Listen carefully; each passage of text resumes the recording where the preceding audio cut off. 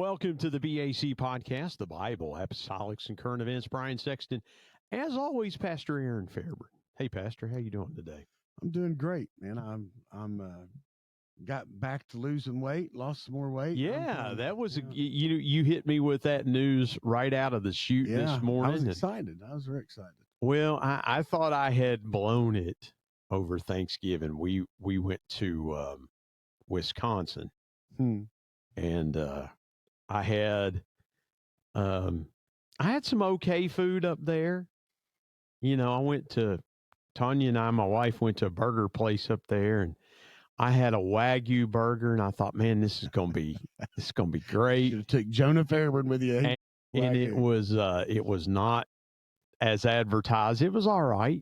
You know, Tanya's burger was better, just a plain old burger, but hers was better. But we went to a place on Sunday in Kenosha, Wisconsin, called the Brat Stop. Man, was that good. I had a smoked garlic brat. I'll tell you what, you get on food now. Love German food. The snap of the brat. I had not tasted a bratwurst. Okay, so in food terms, the snap. Okay, if you bite into a hot dog, a good quality hot dog with a good quality casing around it, the natural casing around the wiener, it should have a snap to it when you bite into it. You shouldn't be able to just get right through it. Yeah. It should have a snap to it. This brat had a snap to it that I've never tasted. And I've been around a lot of food. I sold food for 15 years. I've been around a lot of products. This was phenomenally good. Of course, they have we had good pizza up there. I expect cheesy sausage type products in Wisconsin to be. I'm going to tell you something. One of my favorite. I'm not a hot dog fan, but I do like the brats and the different types. More of the sausage, more in the sausage area. Yeah.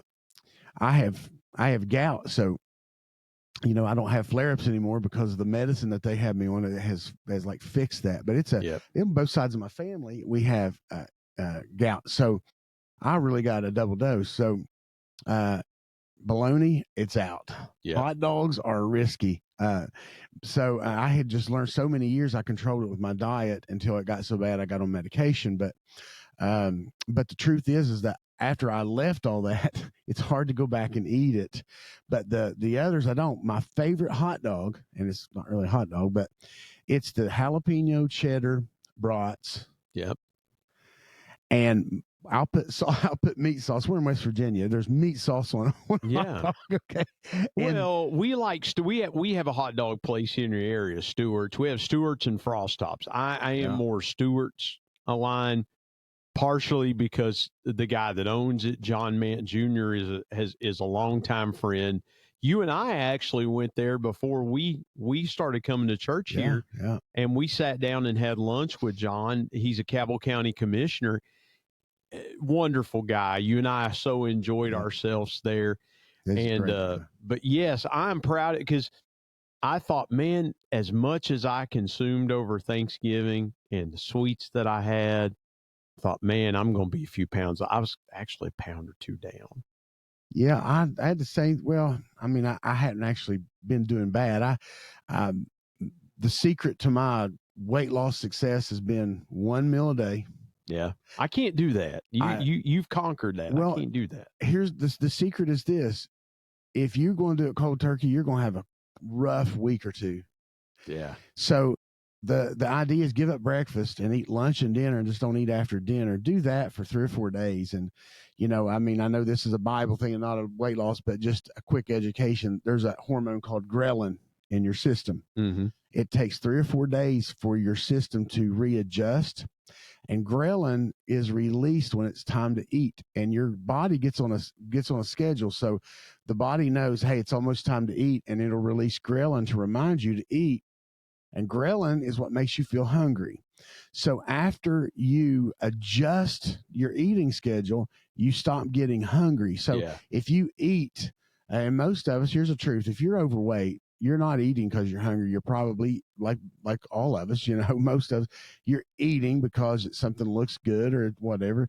But this 3 meals a day, it might have worked when we worked really hard out in fields, growing gardens and hoeing, but it don't work when we live lifestyles that aren't as physically demanding. And that's why people talk about intermittent fasting, and the benefits of intermittent fasting is because the body needs time the colon needs time to recuperate.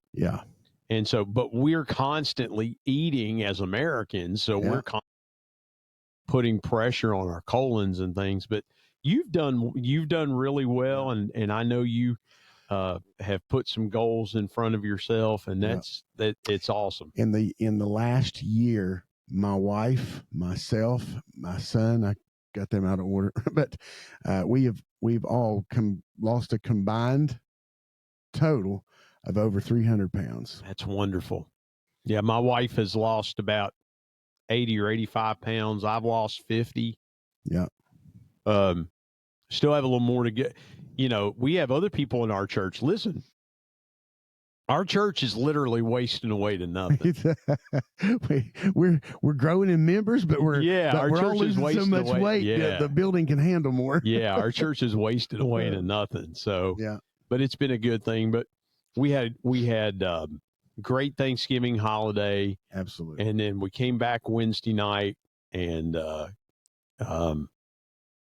I do not like to talk about myself anymore. I hate it. I don't like to do that. Are you kidding, brother? That's what they say. They say that a person's favorite subject is himself. You ever heard that? I don't. I have a hard. And I know when other people are talking about you. It's not when you talk about yourself, though. Well, I know so many people that talk about promoting themselves, and that's how they grow on social media and things like that.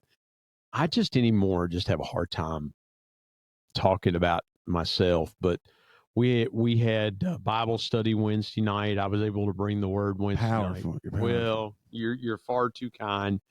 I know I did feel a great anointing there toward the middle to the 100%, brother. I mean, it was. I could tell when you first started, it just had a different feel to it. Afterwards, a couple of the brothers commented to me. One of the brothers is like maybe the first time he'd heard you teach, I think, and he said, "Man, brother," he said, "that was awesome. That's a hard act to follow." Well, and he's been actually even last night. He texted me. We were still talking about your lesson. He was texting me last night, asking me some things, but it was powerful, brother, and much needed. And the whole entire church world in the West needs that lesson. So we talked about, what the Lord gave us to teach on was, are you a producer or are you a consumer? And I guess where I first got the thought was scrolling social media. Am I, because there are a lot of people. So here's where the idea came from, Pastor. There are people out there who are content creators. That's what they do. They have very little interaction with the people that they're producing content for. It's not a give and take situation. It's them producing and doing very little consuming. So you don't see these people typically following a lot of other people on social media. It's more of them trying to get the followers, trying to get people to follow them so that they can monetize more of their content. They can make more content and monetize it in greater ways. And then you've got people that just consume. And from an economic standpoint, it's the same thing. We used to be in the United States, we used to be a very heavy manufacturing based economy. You have, in the 1870s, from a historical perspective, all the way to the 1960s. So we had about 100-year period where we had a great industrial revolution. So, what started with the train, with the locomotive, that morphed into the vehicle, to the car, to the automobile. Of course, then you had in 1903 the Wright brothers figuring out how to fly. And then, of course, in the 1920s and 30s, you started to get more proliferation of air travel. I think you missed one. Okay. We traveled by sea a lot, too. Now, train was early. But there was one thing that set the whole industrial revolution on fire. Okay. What's that? Literally. It was the discovery, and it really was not a new discovery, but they realized how they could use it. It was oil. Yeah. Yeah. Before oil, people don't realize that before Rockefeller really founded this industry, and he maybe didn't discover it, but he really founded the industry. People relied for their heating. I mean, not their heating, but their lighting. All their lighting was whale oil. Yeah. Now imagine that to catch the. So what he done revolutionized it, and then it led to the discovery of diesel, and then gasoline. I think gasoline was the. I may be backwards, but I'm almost sure diesel's the byproduct of gasoline. Is that the way it is? It's the byproduct. But yet, I think it wasn't it diesel? Was a diesel engine the first engine, though? I think it was. They were trying to find something to do with it. Well, the diesel engine works by sparking the gasoline. Oh, wait a minute. Yeah. Let me clarify that. And I think you're right, but you're right in the way that of how they used it. Yeah. But diesel came first because diesel is dirty kerosene. Yeah. Kerosene is what they started making that replaced well oil in the lamps. Yeah. Well, like I said, if you don't ever do this, please, but if you are like if you put diesel fuel in a kerosene heater, it works fine. It just stinks to the high heavens. Yeah. Because it's just dirtier. Kerosene's really refined. Remember back in the 80s when we were growing up, everybody had kerosene heaters. Yeah. I've in my lifetime, I've used them in my house probably at least about 5 winters. Yeah, everybody's used kerosene. And of course, now you can go buy really good, nice room heaters for little to no money at Ollie's or Walmart or Home Depot, wherever. Now everybody. I think I derailed us. We were talking about no. But from about the 1870s to the 1950s, 1960s, we were a production-based society. Absolutely. And then in the last 60 years or so, we've gone from being producers to consumers, and that was the point of my Bible study. Yeah. Do you remember in the 80s? The constant conversation about the shift from a production to a services. We went from products to services. Yeah, we did. They talked about it like crazy in the 80s and the 90s because we were at the flipping point. Well, and the internet now has made all of that. I mean, it's made everybody a consumer. I mean, I order a lot of things right here. Yeah. On my phone. We don't even go shopping like we used to. No, that's right. That's exactly right. But the point of the Bible study, and we'll get into that in this podcast, is when we're a consumer, it's us being served, us being fed, us being, it's taking in. And in the kingdom of God, we've got to be producers. And we've got to put something out, we've got to put more prayer out. We've got to put more worship out. And so I'll go through the 4. Hey, before we get there, let me help lay a foundation here. Yeah, absolutely. This didn't come about just for no reason, but our nation, on purpose, they began to transform the people into consumers. And they done that because businesses, right? Big businesses. So in the your parents and my parents were part of the generation that stopped saving, but our grandparents were big savers. They just they were not consumers in that way. We've come to a consumer mindset. In other words, if you went back into the let's say just 100 years ago, 1925, you would not have found people, or if you would have, it would have been a very small minority of very wealthy people that went shopping.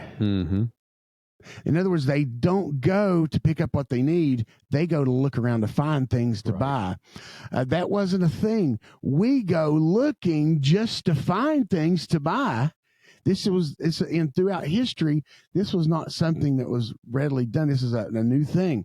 And so they created a consumer. And why do we buy things? Here's the big thing. We're going to get to the psychology of it. And then, because I think it lays a groundwork for what you're going to talk about.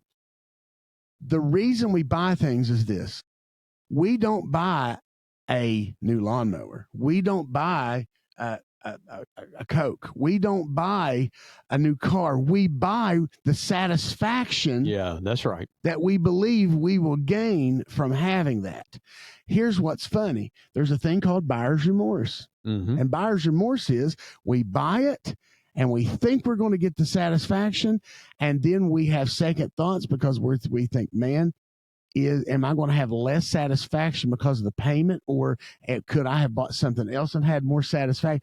It's all about, I've got to have satisfaction. I've got to be satisfied. I've got to be happy. I've got to create this happiness. And happiness is never God's intent for us, but joy was his intent. Well, you're right on the money with that. I'll tell you why that is. I used to believe when I would go on the road, when I would travel, I'd go to New York or Oklahoma, Arkansas, Texas, wherever, Louisiana. I always felt like that I needed to buy something every trip. Yep. Every trip I'd buy something. I have given away more stuff that I bought on trips. I've given away more stuff than I've kept, because here's what I understand. I've run out of room. And I'm like, man, I don't wear that a whole lot. Let me give it away. Now, your brother Devin has benefited greatly from that, because I'm like, well, Dev will take it. I'll tell you what, he appreciates. Man, just a deep appreciation. Isn't it a joy to give something to somebody that actually just deeply appreciates things and has gratitude? I've seen a real growth in Devin the last couple of years in his walk with the Lord. Yeah. He's growing. But now we can lead into this because you've okay. So what you made me think of in the 20s and 30s, even a town the size of Huntington, you had a lot more specialties in things. We had for years and years and years and years a men's store called George H. Wright. Yeah. Yeah, I think signs are still out. They were a specialty men's store. But back in the 20s and 30s, you can see pictures of all these different specialty stores. You didn't have the Walmart. That was a concept that would come later in the 1960s. Without consumerism, that big business is not possible. Now, Sears was the go-to for a lot of people, because Sears was the first to have. But you had to mail order. It was mail order catalogs. People get I even remember my mom would get the catalogs years ago, and we would look, for Christmas, what we want for. But that was I think that even went back to the 1800s. People were ordering stuff from Sears. Well, you had J.C. Penney's, you had Sears. You had a chain now that does not exist anymore, Montgomery Ward's. I remember as a kid going to Montgomery Ward's in Parkersburg, and they don't exist anymore. Hills doesn't exist. X doesn't exist. These things when we were kids that don't exist anymore. But what really got me thinking, how I love definitions when I'm preaching and teaching. When I'm preaching and teaching, I love definitions. So here's a definition of producer. A person, company, or country that makes, grows, or supplies goods or commodities for sale. Okay. So here are the four things that I was teaching around that. I took three of these. I took makes, grows, or supplies. So here's the first point that we taught on Wednesday night. And this is what I want to share with us today. The first point is, am I creating an atmosphere where God can do his good work, or am I dependent on the atmosphere to already be there? So in the producer sense, yeah, you have to create that good or service that people can come and get from you.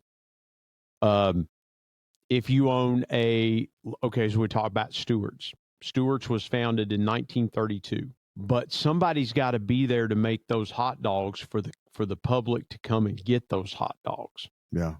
Okay. So what John has to do, he has to procure the supplies, the raw materials, the ingredients.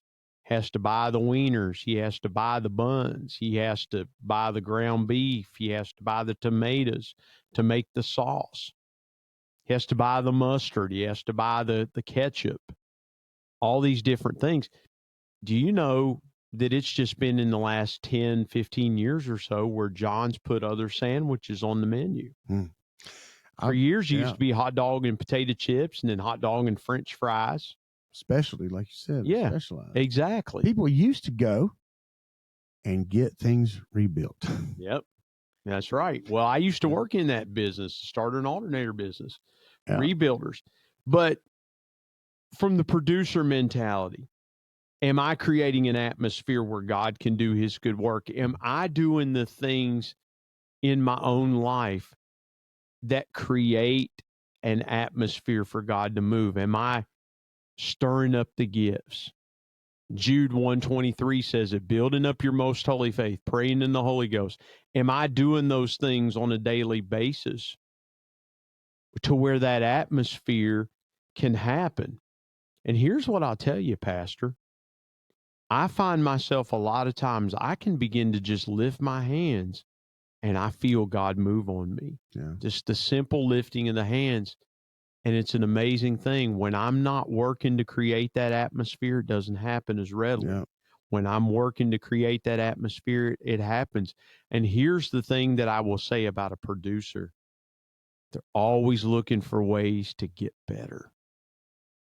Can we tweak our product a little bit? Can we offer something different? The Bible talks about in our prayer, praying with vain babblings or vain repetitions, because we can say the same prayer. Oh, Lord, bless my family. Oh, Lord, do this. Oh, Lord, do that. Are we bringing a fresh praise to the Lord? Are we bringing a fresh prayer to the Lord? Are we producing something fresh every day? Or are we just going, okay, well, I'll just grab what I got? Well, I'll take it. I'll take it in a maybe, I don't know if it's a step further, but slightly different. When we think, Jesus said, I am the vine, you are the branches. You do nothing without me. So he supplies the ability, the inspiration. He supplies the reason. One day we're going to have to do a podcast about the 7 spirits and how they animate them, the psychology of a man. Yep.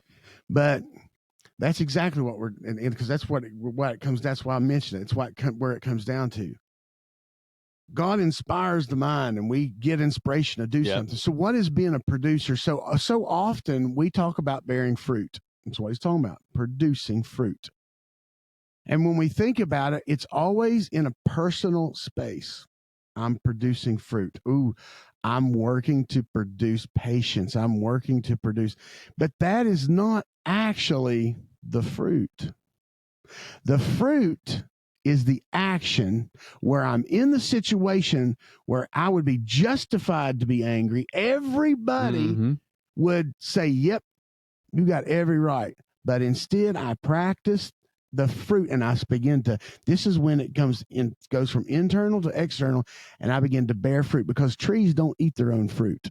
Well, They produce it for others. And I was watching something last night on YouTube. Okay. Let me go this way. I would rather have quality fruit than quantity fruit. And the reason I say that is when you have quality fruit, take an apple, for instance, that tree could throw out a lot of apples and they're this big. And it's basically, well, we'll cut them up and use them for pies, things like that. I'd rather have a tree that produces a nice big apple. You ever grown an apple tree before? I'd love to do one. I'd love to. Let me tell you something.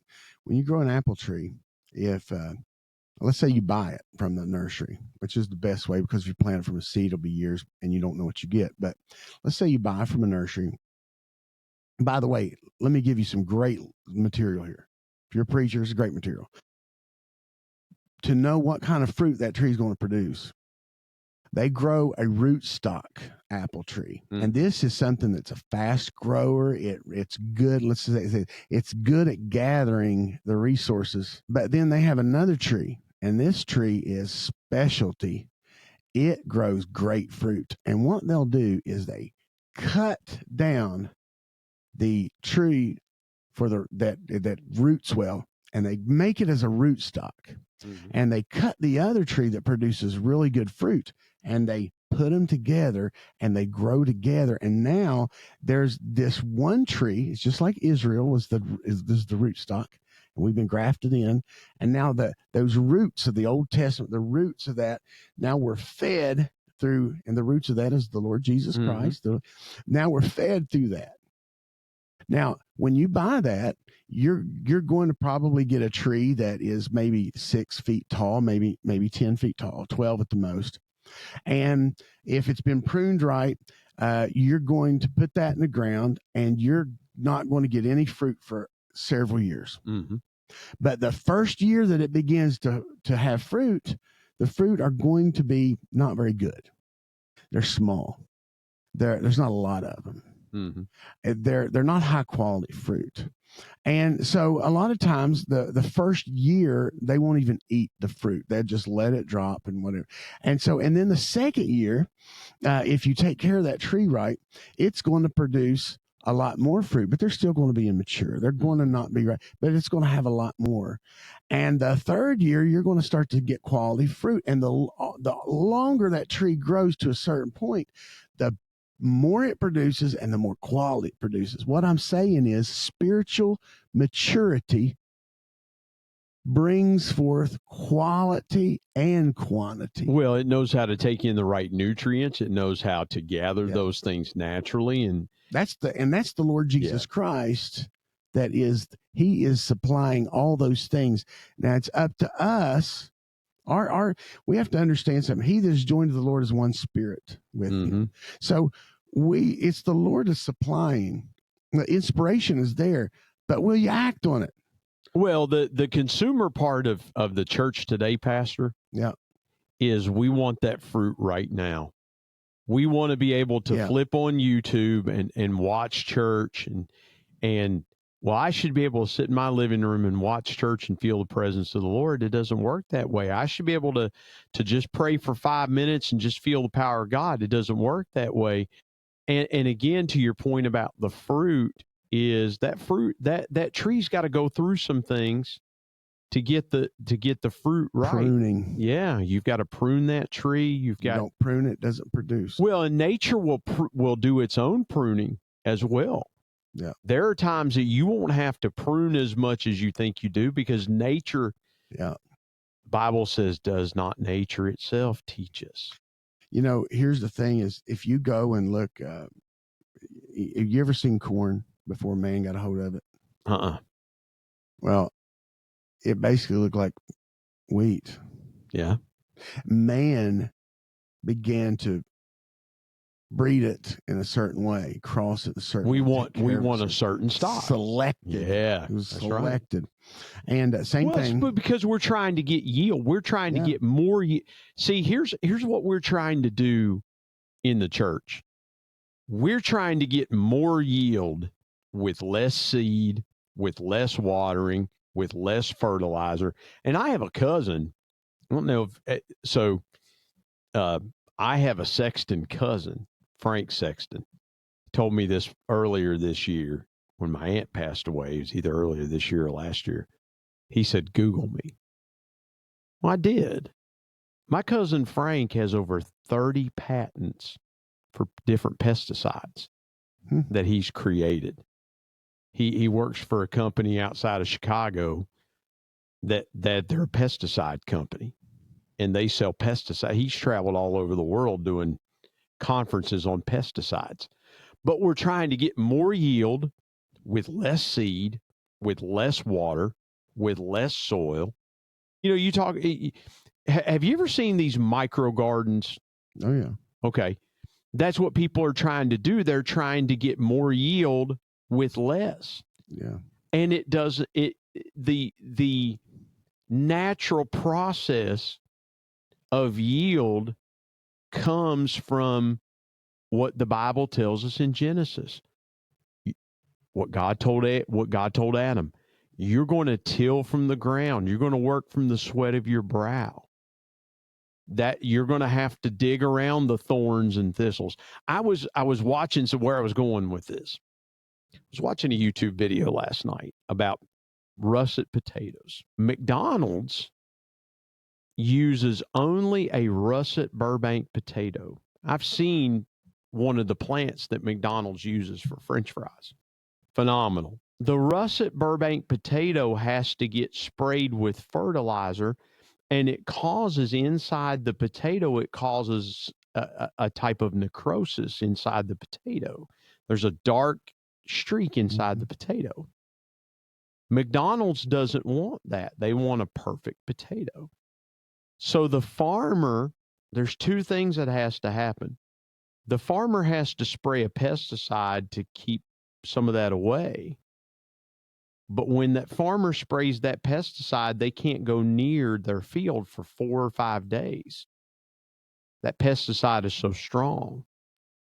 And the farmer, when they harvest the potato, it's several weeks before it could actually go to production because of the gases that the pesticide creates that the potato gives off are so strong. You couldn't eat it right away. It can't be produced right away. But McDonald's wants that because they want long, that Burbank potato, that Burbank russet is long. It's a long, thick potato. And McDonald's wants those long French fries coming out of the box. Get you some McDonald's French fries lately? There's nice, long, crispy McDonald's French fries. McDonald's. I love McDonald's French fries. I used to love when they were cooked in beef tallow. Yeah. I don't like them. But here's the thing. But again, back to yield. We've got a church world today that wants instant yield. Let me do a little bit and God give me a lot.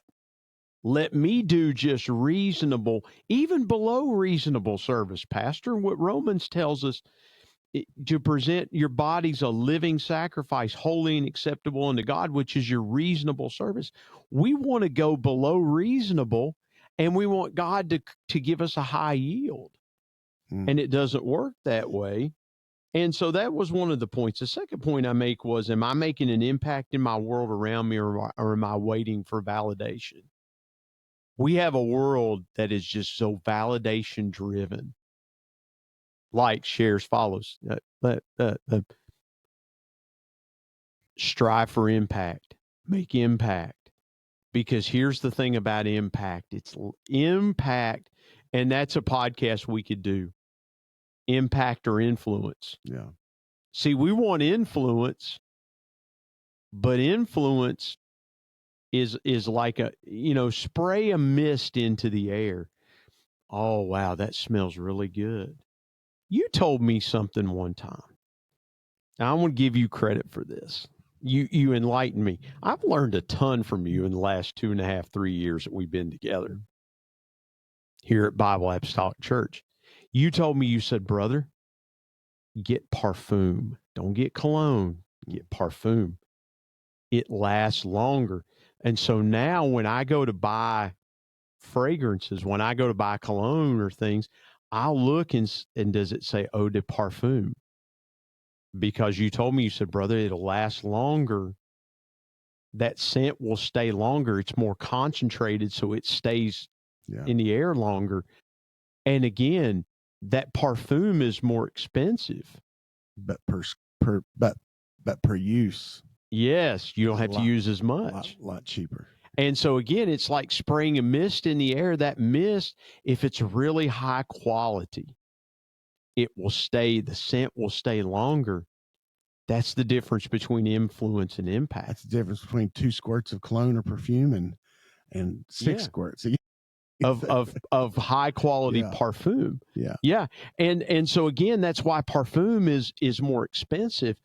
You know, you could go to Walmart and get something that smells nice for a few minutes, but do you want something that lasts? And so impact is that thing that lasts.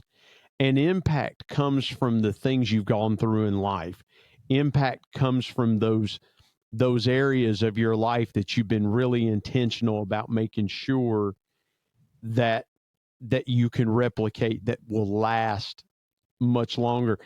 And really, for me, Pastor, not trying to dominate the conversation, I learned that after my dad's death, because, you know, Saturday will be 13 years since my dad passed away, went home to be with the Lord. There's still people that talk about him. And I thought, my goodness, that's what you want. That's the kind of life you want to live, instead of just influencing this one or that one or something.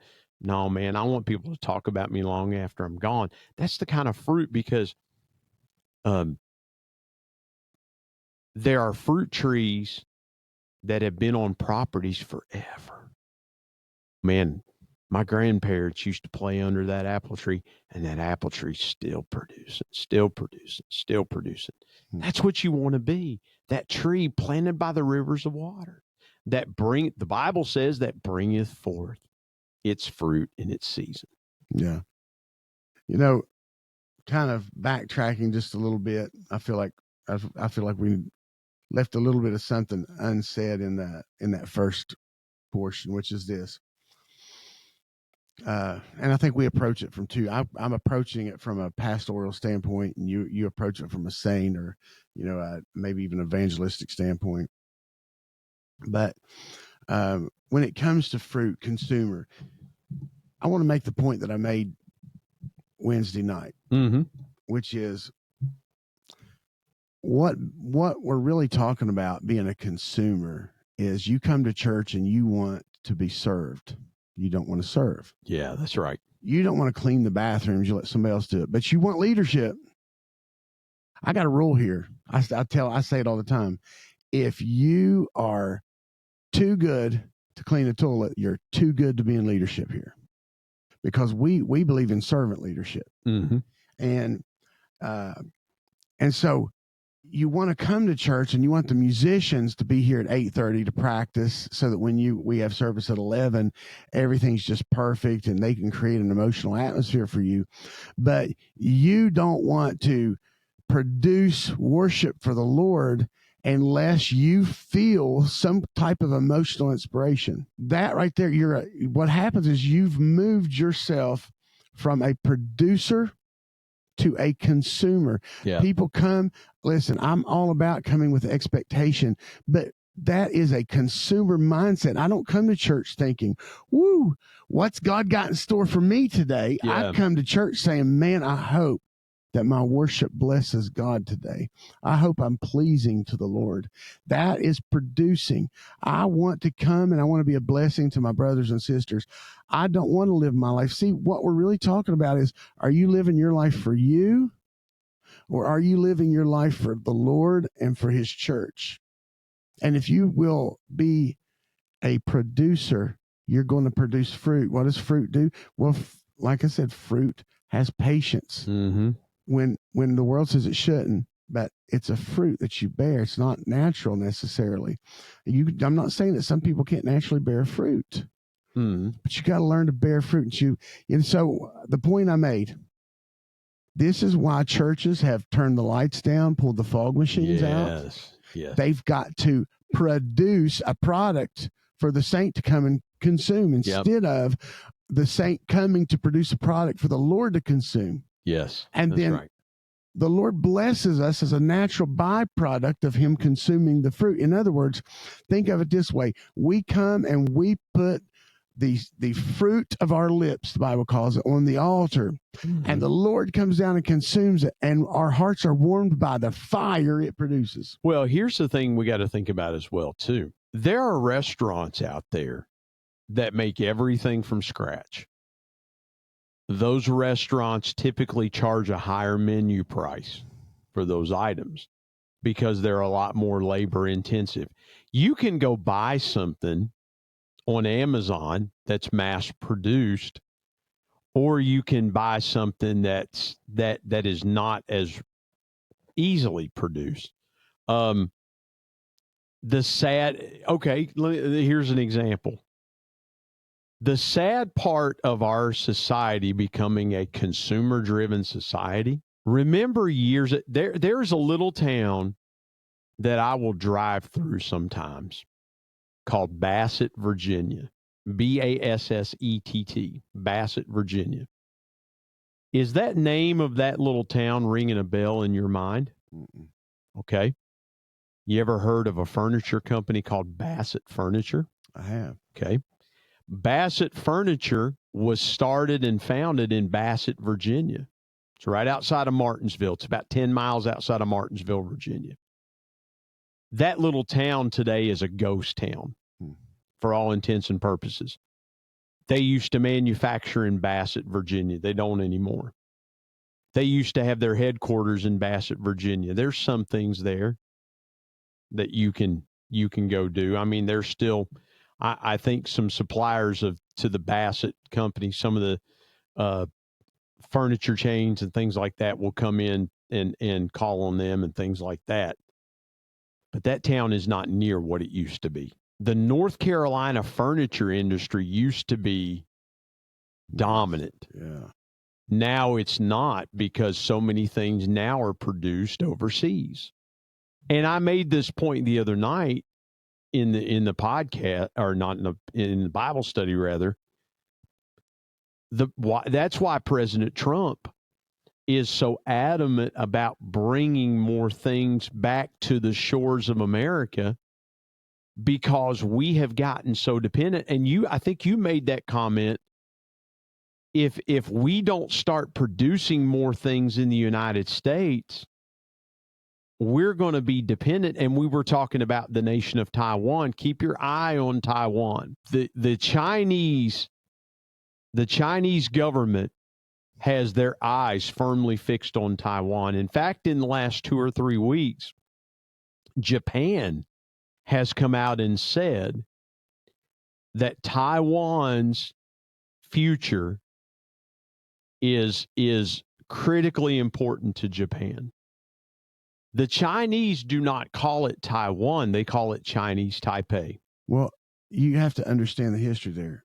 Taiwan used to be part of China. Right. They all speak Chinese. Right.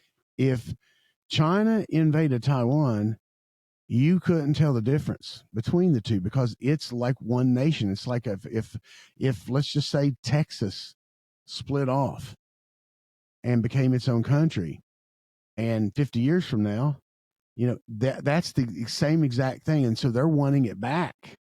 Well, for this very reason, 90% of the world's computer chips are produced in Taiwan.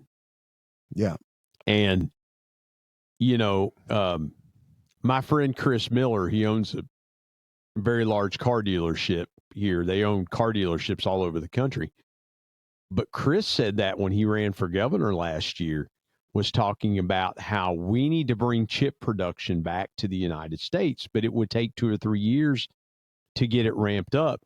Why in the world we were so short-sighted, and we did not have the foresight and the vision. And this is what happens when you have consumerism that takes over. You don't have the foresight. You think, well, it'll always be there. That's what a consumer always thinks. I can get my hands on it. I'm going to tell you right now, beef, you better stock up on beef if you can. Beef's going to go to $10 a pound ground beef. The heads of cattle there's not enough supply. It's intentional. Yeah. They don't want you to eat. There's a whole segment of the population that is against the consumption of beef. But you know what, Pastor? Here's the thing that really troubles me, and we're going to have to save a couple of these points for a future podcast. But here's what troubles me in the last few minutes that we have.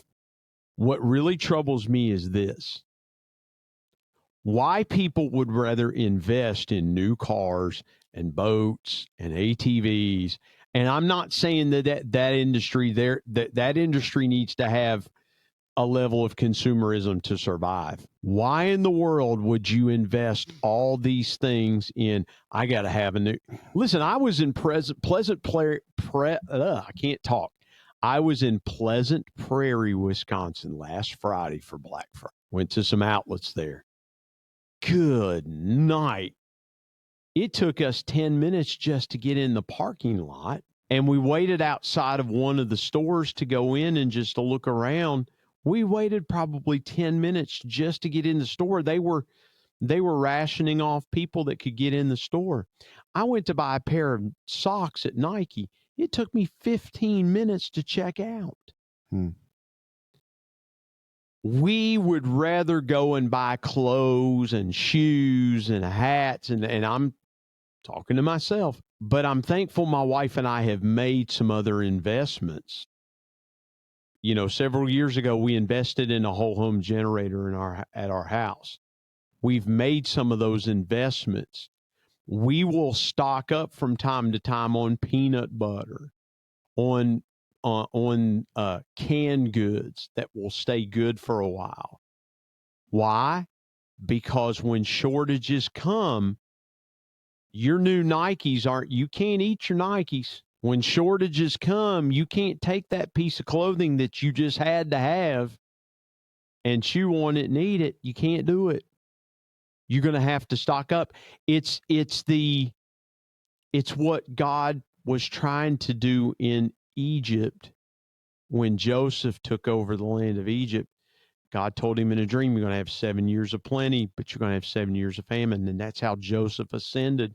He foretold the dream, and Pharaoh put him in charge. And at the end of that 7 years, the nation of Egypt owned all the land because Joseph said, when the famine came, people started selling their land for bread. At one point, at the end of that 7 years, near the end of Joseph's life, Egypt owned all the land because Joseph said, all right, if you want bread, you're going to have to sell us your land.